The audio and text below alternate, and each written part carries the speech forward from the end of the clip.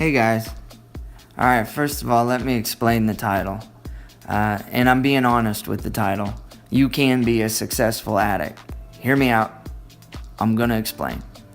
Anyone you know, anyone who has ever quit an addiction or a habit, didn't just stop being an addict. They did in the sense of being an addict to something that is harmful.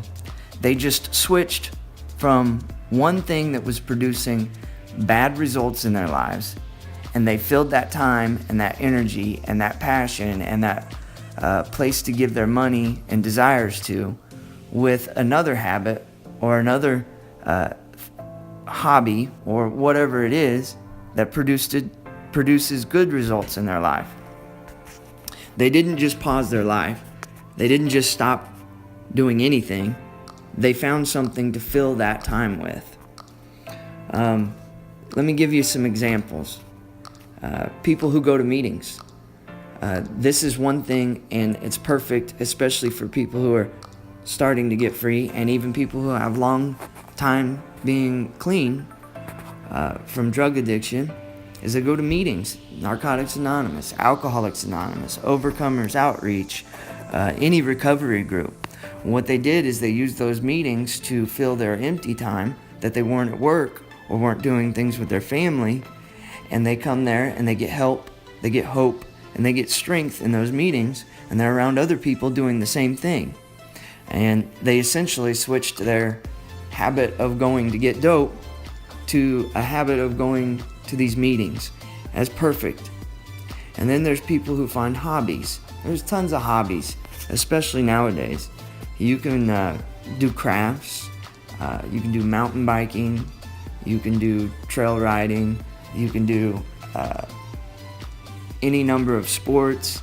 There's all kinds of things that you can give your time to other than, well, of course, the addiction that was causing harm in your life. Even my pastors are still addicts. Before you think I'm being wrong about this, listen, they switched their addiction from drugs or alcohol. Yes, my pastors did used to battle that for some time, but they switched it from addicting themselves to those things, and they got addicted to the Word. They got addicted to church. They got addicted to being who they are today. I mean, they spent ample time in the Bible, reading who they are in Christ, and then now they're ministering it to others and helping others get free in the same way.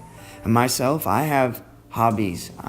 I go mountain biking. I do things with my son. I like doing different things now. And I'll tell you that I addicted myself to the Word, and that is where I found my passion and my desire, is through Jesus Christ. I just want to encourage you, that will turbocharge your recovery, because then you have someone to help you through this. He'll guide you into things that will help you stay free. And that is always a good place to give your time.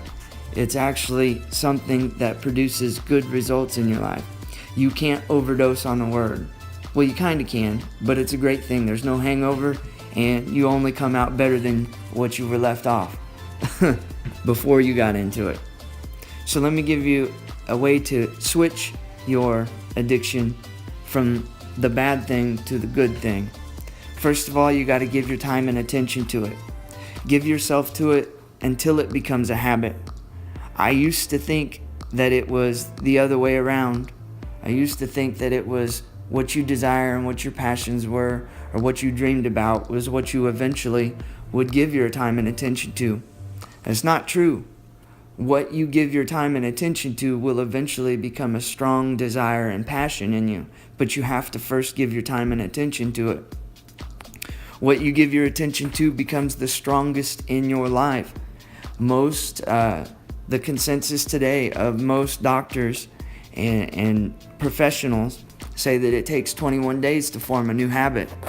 So at least take 21 days and get committed to it. And give it your time consistently every single day, and eventually that will become a drive and a passion in your life. Listen, anybody who started an exercise program probably didn't enjoy it at first. I mean, they might have, but I guarantee you, a few days in, maybe 5 days in, whatever it was, eventually they hit a point to where they just wanted to sit down and not do anything that day. But they got up anyway and continued to do it. And that is where the power is. What you give your time to every day is eventually become something that you have a habit of in your life. That's the way you do it. Yes, it's that simple.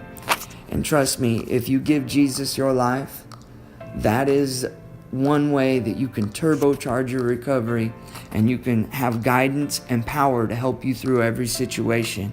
I encourage you to find out the truth, and it will truly make you free.